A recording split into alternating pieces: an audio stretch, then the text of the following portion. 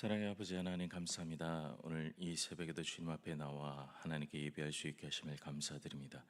우리에게 호흡이 있고 생명이 있는 한 아버지 한 우리가 날마다 하나님을 찾고 하나님 안에서 살아갈 수 있도록 인도하여 주옵소서. 그것이 가장 가치 있는 삶이고 가장 귀한 삶임을 깨닫고 우리에게 눈을 돌려 세상을 바라보고 우리의 욕망을 따라 행하지 아니하며 오직 그리스도 안에서 우리의 마음을 주님께 두고 살아갈 수 있도록 이 땅에서의 삶이 그렇게 하나님을 찾고 하나님을 구하는 귀한 시간이 될 수 있도록 날마다 우리를 붙들어 주시고 인도하여 주옵소서. 예수 그리스도의 이름으로 기도드립니다. 아멘. 찬송가 579장 함께 찬양하시겠습니다. 찬송가 579장입니다. 어머니의 넓은 사랑 귀하고도 귀하다. 그 사랑이 언제든지 나를 감싸줍니다. 내가 울 때 어머니는 주께 기도드리고 내가 기뻐 웃을 때에 찬송 부르십니다. 아침 저녁 읽으시던 어머니의 성경책 손때 남은 구절마다 모습 본 듯합니다. 믿는 자는 누구든지 영생함을 얻으리.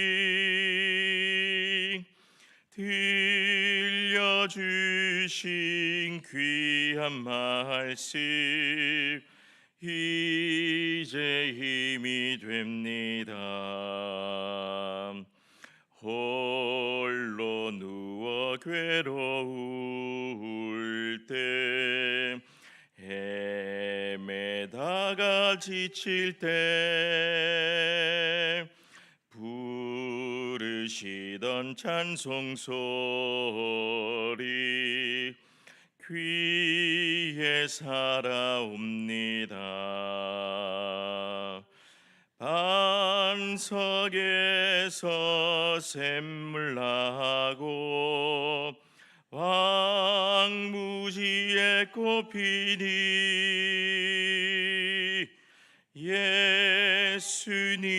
예수님과 동행하면 두려울 것 없어라.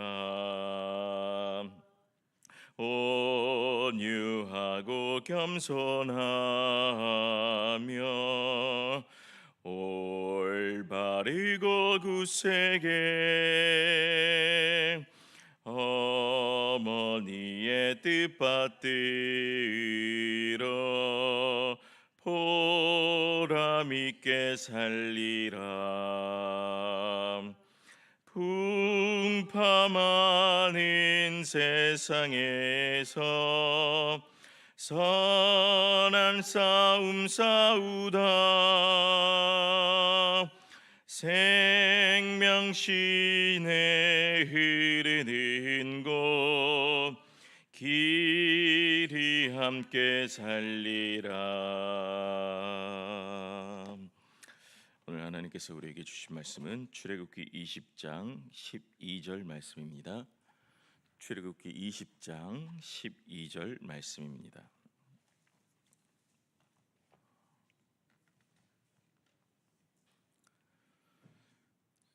출애굽기 20장 12절 말씀 우리 한 절을 다 같이 합독하겠습니다. 시작. 내 부모를 공경하라. 그리하면 내 하나님 여호와가 내게 준 땅에서 내 생명이 길리라. 아멘. 출애굽기 우리 10계명의 이제 후반부에 보면 처음 1계명부터 4계명은 하나님 인간과 하나님 사이에 나타나는 계명이고 그다음에 5계명부터 10계명까지는 인간과 인간 사이에 이루어지는 그런 계명이라고 이야기를 했습니다. 그러면 이제 사람과 사람 사이에서 이루어지는 거니까 어떤 도덕적이고 윤리적인 개념으로서 사람을 대해야 되고 봐야 되냐 그런 건 아니에요.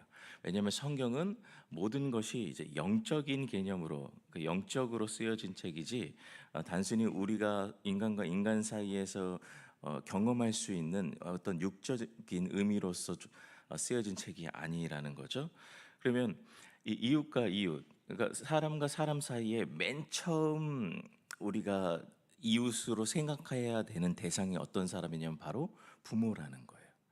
여러분 그렇지 않습니까? 우리가 세상에서 나 아닌 타자, 나 아닌 타인을 맨 처음 누구를 만나죠? 부모를 만나죠. 예. 나 아닌 타인을 가장 먼저 보게 되는 눈동자를 딱 떴을 때 누가 있어요? 내 친구가 있나요? 아니죠. 눈동자를 딱 떴을 때 세상에 나서 엄마나 아빠가 있죠. 부모를 보게 되죠. 이 부모가 하나님 앞에서 어떠한 존재인지 하나님이 이 부모를 먼저 공경하라라고 이 이웃에 대한 관계를 말씀하실 때 먼저 이야기를 하고 계시죠. 그러니까 너희가 네 이웃을 사랑하라라고 했을 때 그 이웃의 범주에는 맨 처음 이 부모가 반드시 들어가 있다라는 거예요. 그래서 사도 바울은 이 부모를 공경하라는 이 명령을 약속이 있는 첫 계명이라고 해요. 이게 무슨 말이냐면은 다른 계명들은 다 하지 말라 해라 뭐 이렇게 명령하는데 부모를 공경하라 하라에는 이 약속이 있어요. 뭐냐면은 그리하면 네 하나님 여호와 준 네게 준 땅에서 네 생명이 길리라라는 약속이 있어요. 그래서 이 약속이 있는 첫 계명이라는 것이 바로 네 부모를 공경하라라고 사도 바울은 이야기를 하고 있는 것이죠. 자, 그러면 우리가 어떻게 이웃을 규정할 것인가 한번 생각을 해봐야 돼요. 누가 내 이웃인가? 그래서 누가복음 10장에 보면은 어떤 율법 교사가 예수님께 찾아와서 이렇게 물어요. 누가 내 이웃입니까? 내가 확 사랑해 부를랑께. 누가 내 이웃입니까? 그 사람이 이웃인지 알려주면 제가 사랑해 부르겠습니다. 이렇게 이런 마음으로 자기를 옳게 보이려고 찾아왔다고 이야기를 해요. 근데 예수님께서 그때 뭐라고 하시냐면은 강도 만난 사마리아인 이야기를 하면서 제사장이 왔어요. 그다음에 레위인이 왔어요. 다 어떻게 해요? 그냥 지나쳤죠. 근데 어떤 사람은요? 선한 사마리아인인 사마리아인. 당시 사마리아는 어떤 사람이죠? 혼혈인이잖아요. 그러니까 그 유대인으로서의 어떤 그런 본래 혈족이 아니란 말이죠. 혼합된 아수르 외교 정책에 의해서 혼합된 민족이란 말이에요. 그래서 이제 이 사람들은 죄인처럼 여겼단 말이죠. 근데 그 사마리아인이 오히려 그 강도 만난 자에게 자비를 베풀었잖아요. 그 사람이 바로 이웃을 사랑한 자다라고 이야기를 말하죠. 자, 그러니까 우리는 그냥 지정학적으로 나하고 가까이 지내는 사람, 뭐 내 옆에 있는 사람, 나랑 친한 사람, 뭐 우리 민족, 나의 혈연 이런 사람을 내 이웃이라고 생각을 하지만 예수님은 전혀 다르게 이웃을 규정하고 있어요. 어떤 사람이다? 생명의 위협을 당한 자들, 생명의 위협을 받은 자들을 이제 네 이웃이 되어야 된다라고 얘기를. 무슨 말이냐면은 지금 네가 자비를 베풀 수 있는 사람, 지금 네가 은혜를 베풀 수 있는 사람, 지금 네 돈을 주어도, 지금 네 것을 나눠 주어도, 어, 지금 네 것을 나눠 주어야 할 사람, 그 사람이 바로 이웃이라는 거예요. 여러분이 도와줘야 할 그 사람이 이웃이라는 거예요. 그러니까 이웃의 범위가 단순히 이 좁은 내 어떤 바운더리 안에 있는 내 영역 안에 있는 사람이 아니라 훨씬 넓죠. 내 도움이 필요한 사람, 내가 은혜를 베풀어야 할 사람. 그러면 또 이렇게 물어볼 수 있겠죠. 그런 사람이 없으면 어떻게 합니까? 라고 그러죠. 그러니까 단순하게 진짜 어떤 생명의 육체적으로 생명의 위협을 받는 것이 아니라 물론 그것도 포함되지만은 더 본질적으로는 어떤 사람이 생명의 위협을 받죠? 예수를 믿지 아니할 때 생명의 위협을 받죠. 강도 마귀들에 의해서 생명의 위협을 받아요. 왜요? 그들이 그리스도의 생명이 심어지지 못하게 계속적으로 그 생명을 빼앗아 가려고 하기 때문에 그래요. 그러면 우리는 궁극적으로 어떤 자들이 우리의 이웃이냐? 그리스도의 생명이 필요한 모든 자들이 우리의 이웃이라고 이야기를 할 수 있어요. 그래서 그들에게 그리스도의 생명을 우리가 전하고 그들이 받을 때 그들이 바로 우리의 이웃이 되는 것이죠. 그러니까 그냥 우리 옆집에 사는 사람이 아니라 이제 누구든지 그리스도의 생명이 필요한 자들, 생명의 위협을 받고 있는 이 시대의 모든 사람들이 바로 우리의 이웃이 될 수 있다라는 거예요. 그리고 우리의 그 은혜와 우리가 하나님께 받은 은혜가 있잖아요. 그러니까 이제 그 은혜를 나도 베풀잖아요. 그랬을 때 그걸 받는 모든 자들이 바로 우리의 이웃이 된다라는 거죠. 자, 그 이웃 중에서 첫 번째인 부모를 공경하라라고 얘기를 합니다. 이 공경하다라는 이 단어가 이제 히브리어는 카베드라는 단어인데 이 단어의 본래 뜻은 무겁다, 중대하다, 가치가 있다라고 이야기를 해요. 그러니까 네가 너의 부모를 어떻게 여기랴? 무겁게 여기라는 거예요. 이게 약속이 있는 첫 계명이에요. 너의 부모를 무겁게 여기고 가치 있게 여기고 귀하게 여기고 중대하게 여기라예요. 그러니까 반대말은 뭐죠? 부모를 가볍게 여기고 소중하지 않게 여기고 이게 반대말이죠. 네. 그러니까 단순하게 부모에게 예의 바르게 행동해 뭐 부모님 말씀 잘 들어 이 정도 수준이 아니라 부모님의 존재 자체를 무겁게 여기라라는 거예요. 그게 약속이 있는 첫 계명이죠. 왜 이렇게 하나님께서 말씀하셨을까? 옛날에 그 이스라엘에게 있어서 하나님께서 부르신 이스라엘 공동체는 언약 공동체란 말이에요. 하나님의 그 약속에 의해서 이제 만들어진 하나님과 이제 약속으로 관계되어진 공동체란 말이에요. 그럼 그 언약이 어떻게 이스라엘에게 계속적으로 전승했냐? 다음 세대에게 전승될 수 있냐? 그거는 부모 교육을 통해서 전승이 됩니다. 학교가 없잖아요. 그러니까 어떻게 하나님께서 가르쳐 준 말씀이 전승이 되냐면은 다음 세대에게 나타나면은 부모를 통해서. 그래서 우리가 잘 아는 이제 신명기 6장 쉐마 들으라 이스라엘아 했을 때 자녀 교육을 맞아. 부지런히 너희 자녀를 가르치라. 뭐 손목에도 메고 미간에도 붙이고 하나님의 말씀을 계속적으로 가르치라라고 그러죠. 그러니까 부모는 하나님의 말씀을 1차적으로 경험하게 되는 가장 중요한 통로였다는 거예요. 그래서 네 부모를 무겁게 여기라는 말씀을 먼저 하시는 것이죠. 그러면 오늘날 우리가 부모를 통해서 신앙교육을 받지 않으면 부모를 그냥 가볍게 여겨도 됩니까? 그렇지 않죠. 부모는 존재적으로 무겁게 여겨야 되는 거죠. 그래서 예수님께서 이제 공생의 사역을 하실 때 유대인들이 이제 찾아와요. 그래서 예수님께 이제 찾아오죠. 그리고 이제 뭐라고 얘기를 하냐면은 당시 종교 지도자들이 고르반 제도를 이용을 해요. 고르반 제도라는 것은 내가 하나님께 드림이 되었다, 이제 하나님께 드렸다, 뭐 이런 것을 이제 고르반이라고 하는데 율법의 명령을 통해서. 근데 그걸 통해서 내 재산이 하나님께 드림바 되었으니 나는 부모를 부양하지 못하겠다라고 했던 사람들이 있어요. 이 율법의 계명을 통해서 자기의 이익과 자기의 사리 사욕을 채웠던 거죠. 그 뭐예요? 하나님을 망령되이 일컫는 거죠. 우리가 배웠듯이 내 이익과 내 욕구와 내 재산, 내 소유를 지키기 위해서 이거는 하나님께 드림이 되었으니까 고르반이 되었으니까 나는 내 재산으로 내 부모를 부양하지 않아도 됩니다라고 이야기를 했던 거예요. 그거는 그때 예수님께서 뭐라고 해요? 너희가 이제 그 고르반 제도를 통해서 오히려 하나님의 그 계명을 어기고 있다라고 예수님이 얘기를 하고 있거든요.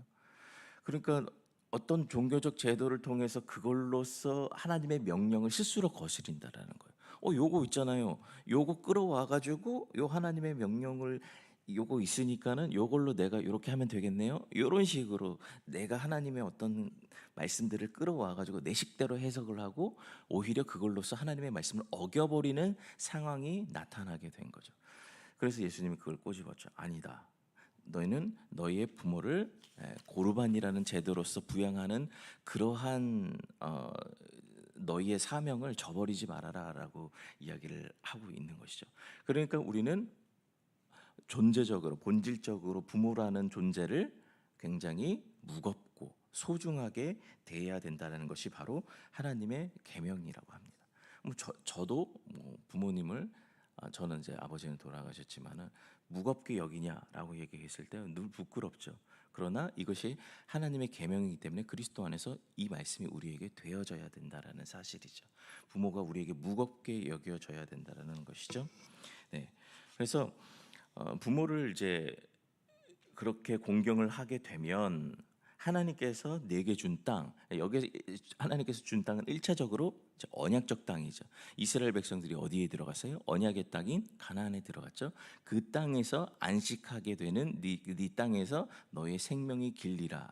네가 그 땅에서 계속적으로 안식하게 될 거야라는 것이 바로 하나님께서 주신 약속이라는 거예요. 그러니까 부모를 통해서 네가 하나님의 언약의 말씀을 들었을 때 그 부모를 무겁게 여기고 부모의 말을 무겁게 여길 때 네가 그 하나님의 나라에서 영원토록 살게 될 거야라는 말과 비슷한 거예요. 물론 이 땅에서도 우리가 뭐 장수하고 오래 살 수 있는 그런 말이 될 수 있겠죠. 근데 일차적으로는 네가 하나님 나라에 네 생명이 보존될 것이다라는 말로 이해할 수도 있을 것 같아요. 자, 그러면 네가 이 약속을 얻게 될 것이다라는 이 약속이 있는 첫 계명이 바로 부모를 무겁게 여기라, 부모를 가치 있게 여기라라는 말이에요. 또 한 가지는 이제 그의 어떤 수반되는 말이지만은 부모라는 권위가 있잖아요. 그죠? 요즘은 이제 포스트 모더니즘의 권위 해체주의라고 해서 모든 가르치는 권위를 다 거부하잖아요. 지식이 보편화되고 뭐 이렇게 AI 두들기고 네이버 두들기면 다 들을 수 있는 거, 다 알 수 있는 거, 내가 굳이 저 사람의 말을 들어야 돼? 뭐 모든 그 권위가 다 해체돼. 부모, 교사, 선생, 뭐 목사, 권위가 다 해체되어지고 있어요. 그런데 하나님께서는 어떻게 해요? 부모의 권위를 인정하길 원하시죠. 왜냐하면은 내가 어떻게 자라게 됐어요? 나는 분명히 보이지 않지만 부모에 의해서 먹임을 당했다고 해야 되나요? 양식을 얻고 키가 자라고 이제 자라나게 됐죠. 누구에 의해서요?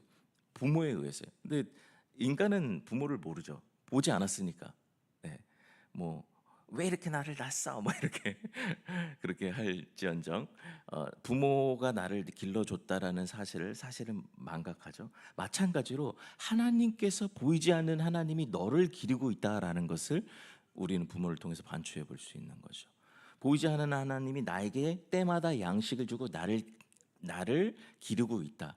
그러니까 이 부모와 자식과의 관계에서 우리는 하나님의 관계, 하나님과 인간의 관계를 조금이나마 이제 생각해 볼 수 있는 것이죠. 그런 의미로서도 부모를 공경하라라고 이야기를 하나님께서 말씀을 하고 계시는 거죠. 그래서 사도 바울은 너희가 부모에게 순종하라라는 말도 해요. 왜냐하면 부모에게 순종하지 못하는데 어떻게 하나님에게 순종해? 부모의 권위에 순종하지 못하는데, 부모의 말에 순종하지 못하는데 어떻게 하나님 말씀에 순종해? 라는 것이죠. 예. 내 형제도 사랑하지 못하는데 어떻게 하나님을 사랑해? 그래서 형제 사랑과 하나님 사랑이 같이 가거든요. 이 형제 사랑, 이웃 사랑에 무엇이 있다고요? 부모를 무겁게 여기다. 이것이 이웃 사랑에 속한 것이다라는 거예요. 1차 맨 가장 처음 나열된. 자, 그래서 우리는 이것이 부모를 무겁게 여기는 것이 기본적으로 우리 안에 이웃 사랑으로 발현되어야 된다라는 것을 알 수 있겠습니다. 자, 우리 이 시간 같이 함께 기도하겠습니다. 제가 기도하겠습니다. 사랑의 아버지 하나님, 오늘 우리는 십계명의 5계명 내 이웃을 내 몸과 같이 사랑하라라는 명령 중에서 내 부모를 공경하라라는 이 명령에 대해서 살펴보았습니다. 아버지 하나님, 유대인들은 이 명령을 가지고 자기의 욕망을 대신해서 이 명령을 지키고 지키지 않고 했지만은 이 명령은 반드시 우리 안에서 지켜져야 하는 명령인 것을 우리가 다시 한번 기억합니다. 그리스도 안에서 이 명령이 우리에게 중요하게 작용될 수 있도록 인도하여 주시옵소서. 우리가 부모를 사랑하지 못하고 부모를 공경하지 못하고 부모를 존귀하게 여기지 못한다면 어찌 우리가 하나님을 존귀하게 여길 수 있겠습니까? 부모의 권위도 인정하지 못하면서 우리가 어찌 하나님의 권위를 인정할 수 있겠습니까? 우리에게 주신 부모를 아버지 우리가 무겁게 여기고 귀하게 여길 수 있는 겸손한 마음, 순종하는 마음을 우리에게 주시옵소서. 그리하여 우리가 하나님께 순종하고 또 내 이웃을 또 사랑할 수 있는 그런 귀한 마음으로 살아갈 수 있도록 역사하여 주옵소서. 예수 그리스도의 이름으로 기도드립니다. 아멘.